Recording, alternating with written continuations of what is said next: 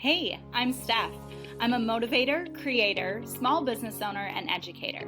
I am a lover of all things health, spirituality, inspiration, and business. These are just a few words to describe me, along with passion, grit, and resiliency. Regardless of what I'm up to, I am soul driven to create a purpose-filled life and find the advantages in adversity, all while keeping a smile on my face. Soul Driven with Steph is a podcast that will fill up your cup and leave you feeling empowered, inspired, and on fire as you listen to interviews and stories of other soul-driven and strong women that have overcome against all odds. This podcast was a calling on Steph's soul to serve, connect, and share stories of struggles and successes, all to create a community so that you know you're never alone. Grab a cup of coffee, get ready to learn, laugh, and leave with wisdom and strategies to connect to your soul and get back in the driver's seat of your life today. Here's Steph. Welcome back to another episode of Soul Driven with Steph. I am super excited to be joined here today by a dear friend and fellow entrepreneur. Please welcome to the podcast, Crystal Carfango. Hi. We're so excited to have you, Crystal. I still remember the day that I first saw you speak on the stage at the More Than Just Great Dancing SOU, and you just inspired me immediately. And I remember thinking, I want to not only get to know her and learn more about her story, but I want to speak on the stage too, because that is how much you inspired me that day. So I'm excited to hear more of your origin story. I don't know if I know that piece of your journey, and to just really talk about the highs and the lows of small business ownership, because I know that you have been very transparent in sharing your own as well as myself. So let's start there. Take us through your origin story. What led you to small business ownership? So when I was very young, I knew at a very early age that I was going to be a teacher. I just had these gifts and abilities. I made my mom buy me an easy grader, a grade book. I would fill out worksheets and put incorrect answers so I could mark them wrong in red and put a score at the top and add them to my grade book. So I loved teaching, or imaginary teaching, at that age. And then I was a dancer from the age of 3 until I graduated, and then I danced professionally. And so once I graduated, I started dancing in the NBA at the age of 19. And then I also danced in the NFL. And I did that for 4 years. And while the majority of it was a great experience, there was a portion of it that was not. And the portion that I struggled with the most was wearing the very small bra top and underwear or briefs. And I struggled with that because it was the first time that I felt like I was a commodity as a human being.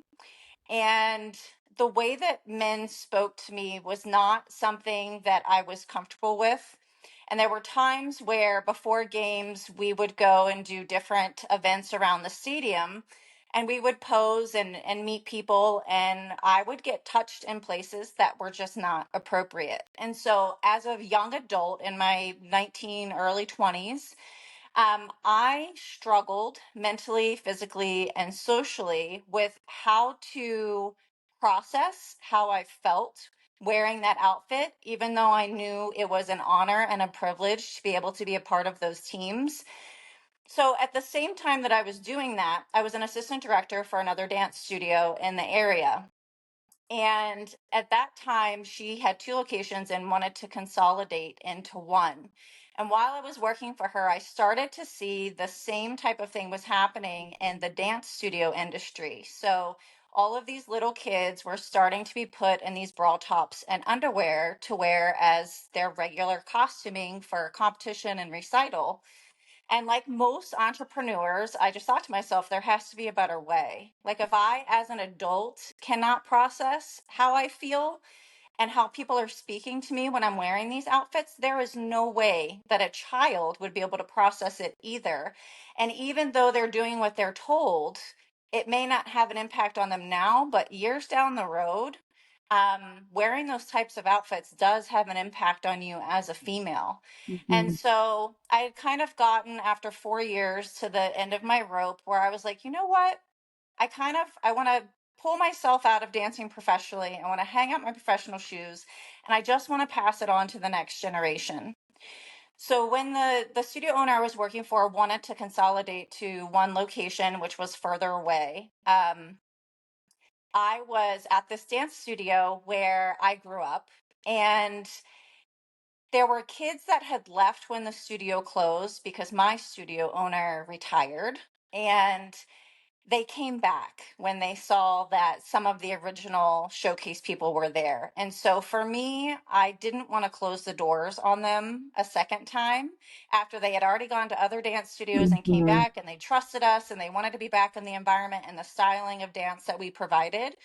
And so I decided, okay, I'm done. I'm not going to dance professionally anymore, and I'm going to open this location as Showcase Dance Studio, which was previously Showcase School of Dance. So that's how I got into entrepreneurship. Wow, I love it. Yeah, I didn't know any of that kind of beginning part of your journey. So thank you for sharing that. And that's so powerful of a why. Like you said, we all get into business ownership because we feel like, well, there's a better way, or I'm filling a void or a gap in the marketplace. And that you did. So that is what brought you into your dance studio business that you own now. Two questions. One, how long have you owned it? And two, did you like do a rebrand for your own name and everything, or did you kind of keep it as was? So this is year 17 for us, and rebrand. So when I started my business, I knew nothing about business. So if we're going to be honest here, I'll throw that out. I knew dance. And Mhm. so I went back to the original studio owner and I said, I feel like this is Showcase. Like it's always going to be Showcase. And when I went there, it was Showcase School of Dance. And I said, would you be okay if I went with Showcase Dance Studio? And she said yes. And a funny story behind the branding and all of that, because I knew nothing about that. I was working at a middle school, and somebody that I worked with went to a company and asked them to create me a logo. They knew that I loved Fosse Jazz, and so somebody else created my first logo for me. It was not me. I knew I wanted my colors to be teal, black, and white because the other businesses in the area that were doing the same thing that I were doing were all red, black, and white, and I Mm. thought teal was different. Little did I know it's hard to get teal anytime you do merchandising anything. So The tips for shade anybody that's is starting a always business, it's different. Yes, now I teal know why is my everybody favorite chose color. red. Yes. Oh, you know, yes, yes, because you Yes. use teal as well. It is one of the hardest colors to get for Mhm. merchandising. Yeah. But yeah, so I really just knew I was going to teach dance. I did not know anything about branding or building a business when I started Yeah. Showcase. I was like a deer on ice skates. Well, and 17 years in, you've obviously figured a lot of things out along the way. You've taken on a lot of challenges over the years. You've weathered highs and lows and business and economy and all of those things. What is one of the biggest obstacles that you faced that you overcame in the last 17 years? And what did you learn from it? Oh boy, there's many. I mean, in the Yeah. beginning, because I didn't go to school to learn how to run a business, I knew nothing about business. And so I was practically giving classes away. In fact, I remember at one point a parent came up to me and was like, Crystal, you should really be charging more for what you're doing. And so trying to learn how to use QuickBooks and all of those things, I mean, that was really challenging for me. I didn't know how to do it. And so I was kind of self-taught, like from the school of hard knocks. I mean, you make mistakes and you learn from them. You know, towards the middle of my business, we hit COVID. That was challenging in many, many ways. And then I think the biggest challenge in owning a business, it has been trying to figure out how to financially make it sustainable and Hmm. profitable. Yep. And I think that many entrepreneurs go through that. You know, they say the first 3 years expect not to make any revenue or any profit, and that was the case for me. And for the first few years I was working 2 jobs to make everything work. So I think just investing in myself and in professional development really helped me overcome a lot of those challenges. Yeah, absolutely. Oh my gosh. I think the figuring out how to make it sustainable, scalable, profitable is truly the challenge because most of us don't start a business to just make money. We're doing something that we're passionate about. And then somewhere along the way, we realize that passion can only take you so far. You have to actually figure out how to pay yourself or you're going Yes. to burn out. And that's no fun either. Have you faced any like chapters of burnout in your 17 years? Oh, yes, many times. There were many times where I didn't know how I was going to pay the bills. Mm-hmm. And probably about 5 different times, it was like the following day, a check would come in the mail Mm-hmm. or somebody would write a check for their full year of tuition because I would pray about it. I was like, okay, God, I know this is what you're calling me to do, but this is really hard. Um, so if this is what you really want me to do, like you got to show me that this is where I'm supposed to be. And then the check would come and I would go, okay, I've got this. I've got this for another 30 days. I will figure it Yeah. out. How big, because I think having some sort of faith is truly one of the biggest missing pieces that maybe we don't talk about or people don't realize they need in entrepreneurship.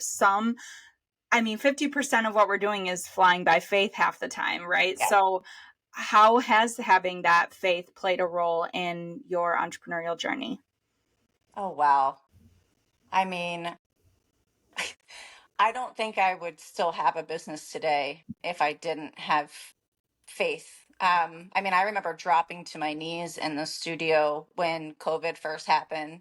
The studio was empty and we had just been told everything was shut down. And I brought my Bible and I turned on Christian music and I just started bawling. And I just asked God to call me to different things in the Bible that would help me get through it. And I still have it in my closet. I think it's 2 pages long. And I just was given all of these verses that I needed to hear at the time. And that's really what pushed me to continue to fight through all of the challenges. I mean, even today, I mean, you would say that a 17-year-old business is doing great, but there are still challenges. Like those Mm-hmm. never go away. Um, and so I'm called spiritually to continue this mission. And I'm given the tools that I need when I ask for them. Yeah, absolutely. And it never gets easier. We just get better. This is so true. It doesn't Yes. get easier. It actually, I think it's harder in a way because we're taking on bigger challenges, Yep. maybe more risk. Like we're going for bigger things in those later years because we have prior experience. But yeah, it doesn't get easier. We just hopefully approach things smarter, wiser because you have the years of experience under your belt. But I think that is a misconception that so many of us have. I know I had that thought when I was younger in the early years that it would just get easier. You know, if I could just reach my goals, it would be easier. If I could make X amount, it would be easier. But then you're taking on new challenges. So, but I think that's part of it. That's why we're drawn to entrepreneurship because we like to grow and we want challenges. If we didn't want to feel challenged, we could go and get, some really easy paying job that wouldn't challenge us to grow. So I That's so know, true. and just to go off of that, what advice would you give your younger self? Oh, wow. So I would tell my younger self that there are peaks and valleys. It's really like an entrepreneur roller coaster. And to just buckle up and get ready for a bumpy ride. That's what I would tell myself because the path to entrepreneurship is not easy.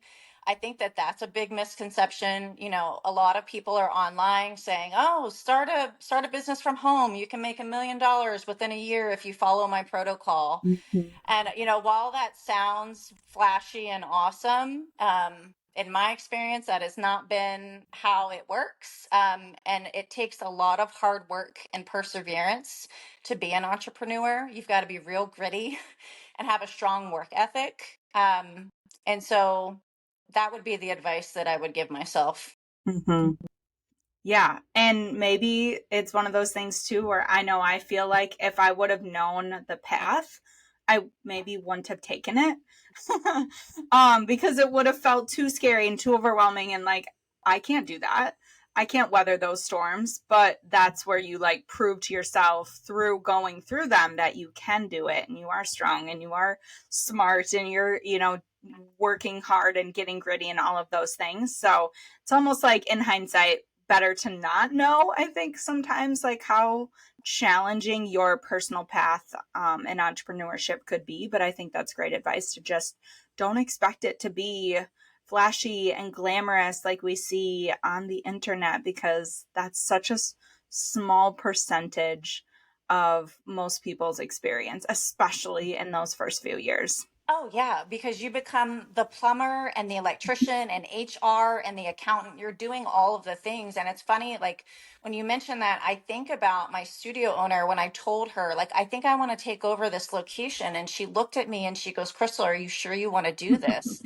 And she asked me multiple times. And my young 20-year-old self was like, yeah, I'm sure I want to do this. Like I was 110% in. Yes. And now I look back and I'm like, she was warning me. She was warning me and I didn't realize it at the time Yes. because it's so challenging. It's so Mm-hmm. challenging and it's rewarding. It really is. But like you need to know that going into Mm-hmm. owning a business, it is not all sunshine, rainbows and lollipops. there's No. there's there's a whole other side to it. Yeah.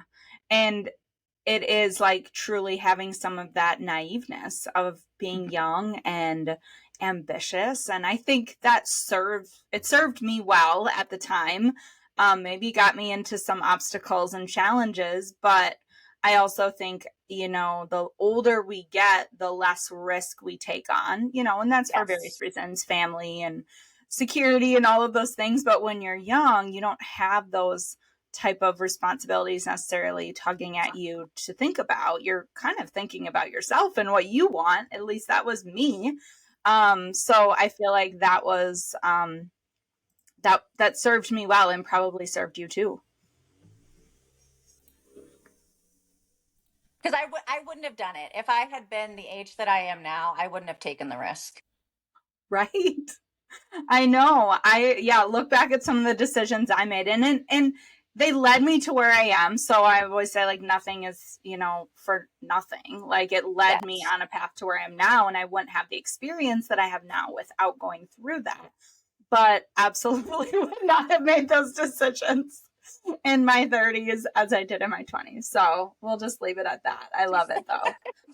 But I also know that leadership is really important to you. Where did you start in your business journey to pull in other people to build up a team to support you and surround you?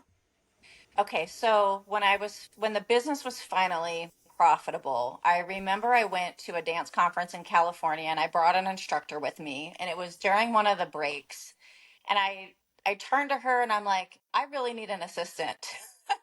And just by happenstance, she goes, I want to be your assistant. And so that's kind of how it happened. She came back. She was a teacher on my staff and she started taking on admin roles. And it was just, I started to dole over just little things at a time because it was starting to be too much for me. I could Mm-hmm. no longer be the solopreneur. And, as years progressed and it was too many things for her to handle, then we had to bring on somebody else. And so now I think we're at about 6 people on our leadership team, all working part-time hours, but that specialize in the things that they're doing. But it's taken 17 years for us to get there. Yeah. I love that you have 6 people and they're part-time.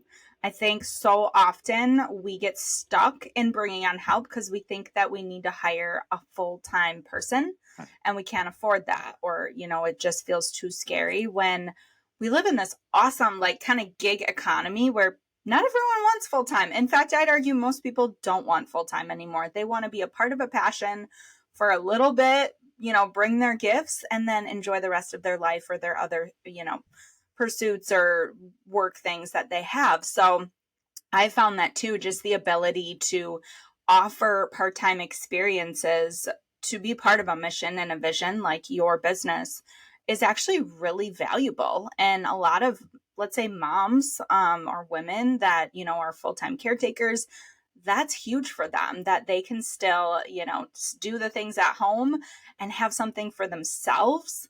Like, the more that we can lean into that piece of it and not always thinking about full time, I think the more that we can support ourselves and offer purpose to other people.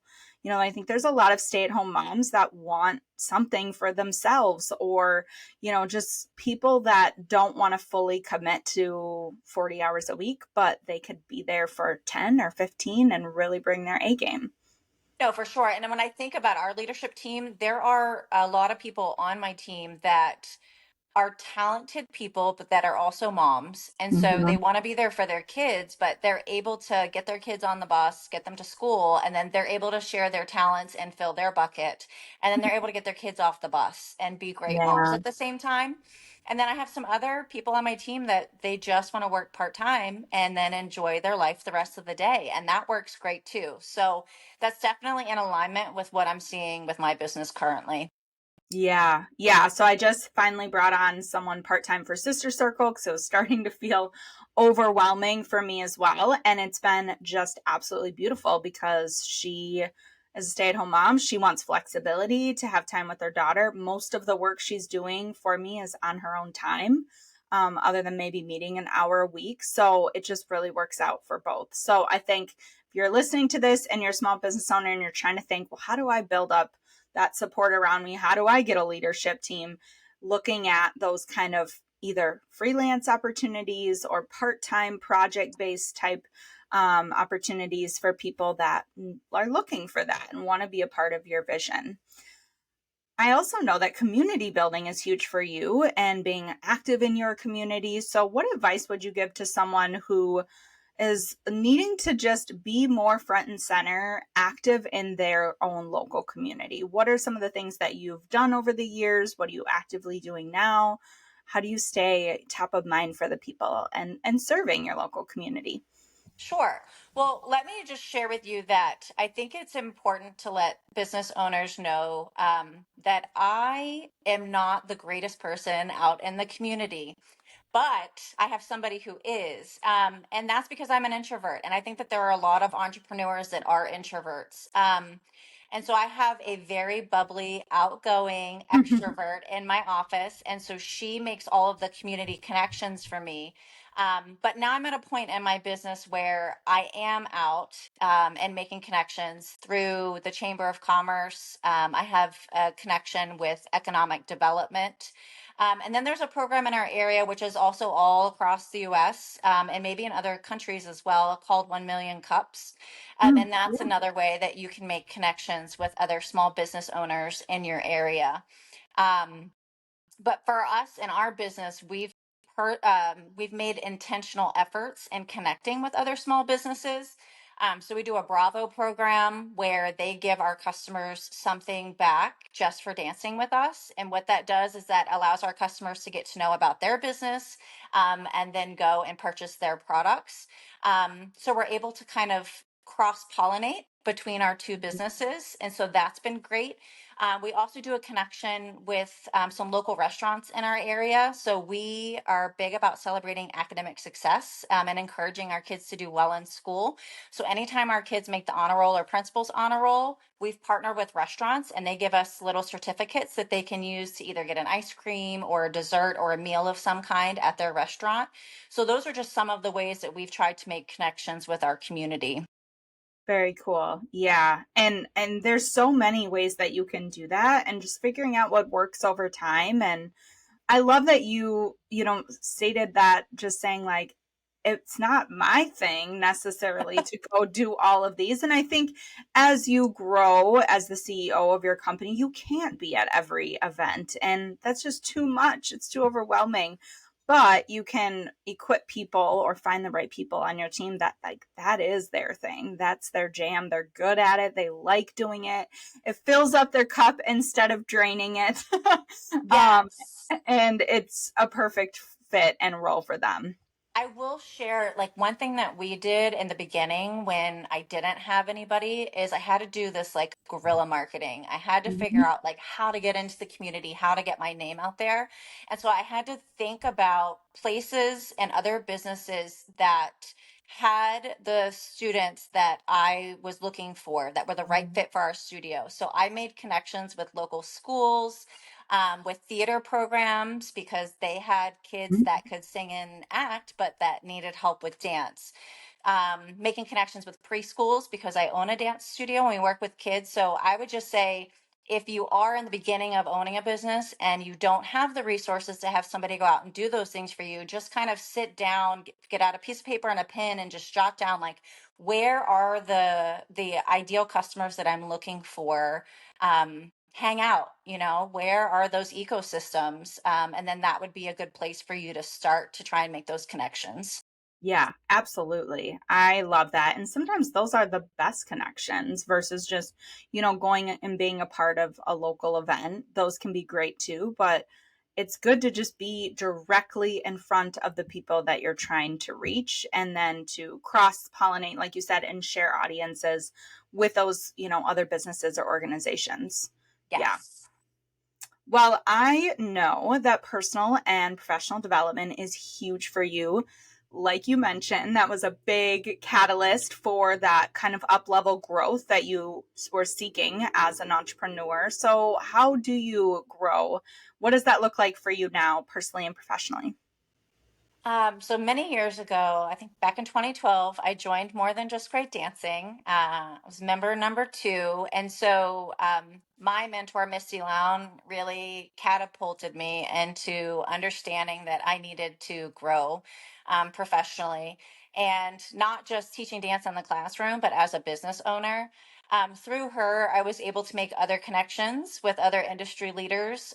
So after I did a lot of training with her, I also up leveled and did some things with Darren Hardy. I did Ludicrous and Insane Productivity. I read both of his books, Entrepreneur Roller Coaster and The Compound Effect. When I was trying to figure out financial stuff, because that was a big challenge for me, I invested in Dave Ramsey's Financial Peace University. I've purchased, I don't know, 7 or 8 of his books with all of his coaches that work directly with him.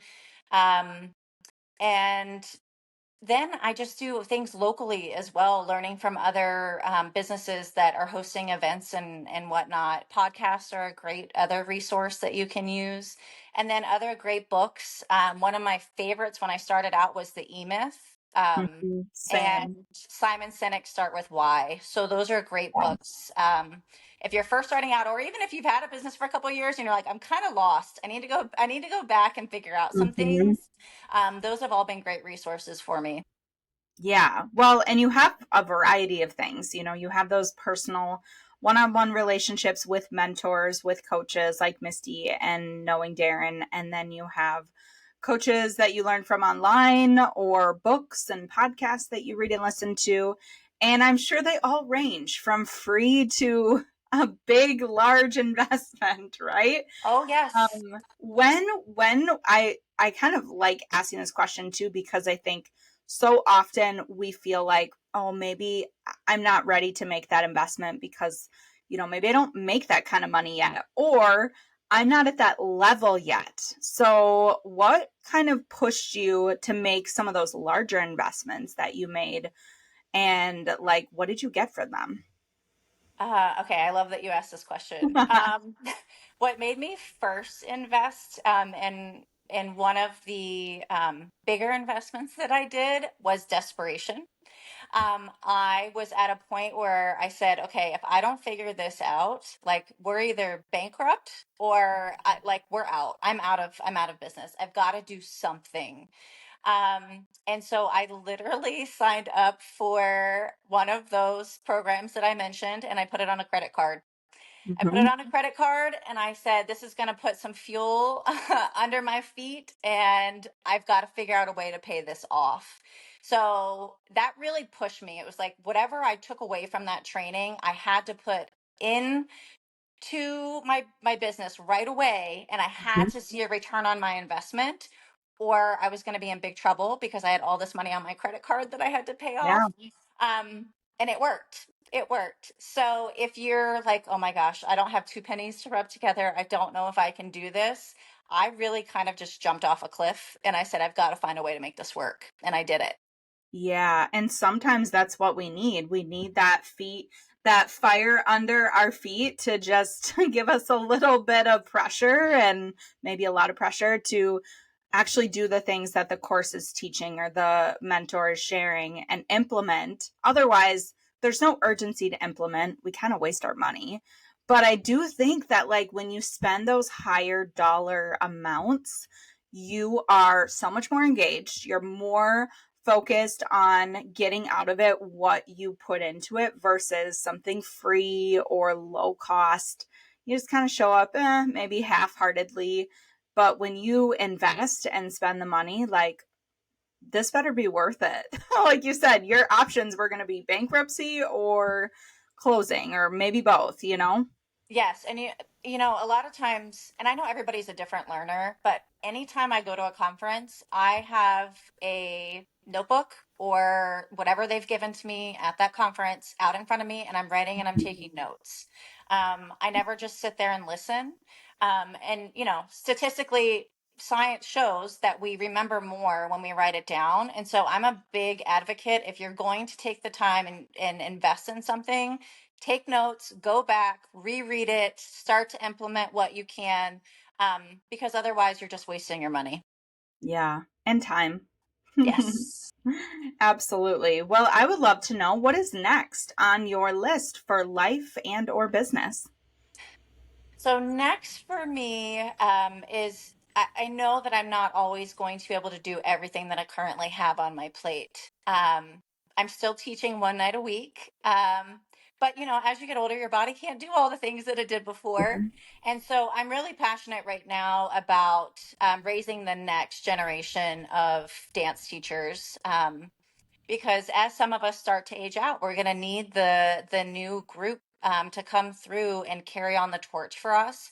And so we've started at our dance studio a student teacher program and a teacher training program. And Wow. so I'm really invested in that right now. And I've got two kids that just graduated from our teacher program, teacher training program last year, that are currently teaching this year. So that's exciting. And then personally, I'm really getting into holistic health, and I don't know where that's going to lead me, but I feel very passionate about it. Yeah. And so I'm interested in seeing how that kind of intertwines between my business and my personal life. But I have a feeling I'm going to be picking up more ways to kind of incorporate holistic health into my life moving forward. Very cool. I love that. Awesome. One of my favorite questions to ask is, what are you most proud of about yourself? Oh boy. I think there's a lot of things. Um, I am the first person in my family to graduate college. And so that is a big accomplishment for me. I feel, you know, I came from a blue collar family. When I started the business, I didn't have anybody to help me get it off the ground. I mean, I really was bootstrapping it myself. So I think for me, I'm proud of kind of like breaking generational things that continued in my family. And I am moving things in a direction where my kids are seeing me own a business and the trials and tribulations that go with it, and work ethic, striving to make a difference, and making the world a better place through what I've chosen to do for a living. Um, so I think that is what I'm most proud of. Just making all of the strides that I have for my family before me and my family to come after me. Yeah. Yeah. Legacy is obviously very important to you, and you've done an incredible job of just continuing to work towards that and build that out for your business and your family. And I love that. I was the first to graduate from my family as well of college. So yeah, you kind of, where, I don't use my degree per se directly as I thought I was going to. I was actually going to say too, I think we are the same people because I was always playing school growing up, and teacher was like always the role and the hat that I wanted to wear too. But you kind of wear that as a badge of honor. I think, that I didn't have to do this, but I did it, and, I stuck it out, and I got the degree because it was important to you. So I love that. Well, my final question is, what drives your soul today? What do you get up for each morning? Each morning, I get up to make a difference. There's no way I would do what I do day in and day out because it's challenging. If I didn't know I wasn't making a difference in my community and in the lives of children, I think we live in a very challenging time right now. Between technology, our environment, our food. Kids have a lot of different challenges. And I think dance is one of the places where they get to fill their bucket. They get to be seen, heard, and valued. Um, and I get to play a role in that, and my team gets to play a role in that. And knowing that I'm making a difference in our children's lives who are going to be the kids that propel our world into a better place is what gives me the hope and encouragement to keep going when things get tough. Yeah. Yes, you are making a huge difference, and it's so powerful and impactful. And I appreciate you sharing your story and your journey and just your experiences with our listeners today. If we want to continue to maybe follow you or learn more about you and your business, where can we find you? I'm on Facebook and Instagram. I kind of took a little backseat to speaking out in the public, but I am finding that next chapter is kind of opening back up again. So you may see me back Great. out on the road again, speaking on stages as well. So as that starts to grow, I think I will start putting that on my social media handles so that people can follow me and my journey with speaking as well. Awesome. Well, I am looking forward to that, and I hope so. So that sounds amazing. Thank you, Crystal. And until next time, keep following what drives your soul. Thank you so much for joining us for another episode of Soul Driven with Steph. If you enjoyed this episode, be sure to share it out with someone else who needs to hear this message. Don't forget to subscribe to the podcast so that you know when new episodes drop. And until next time, be sure to take care of your mind, your body, and your soul.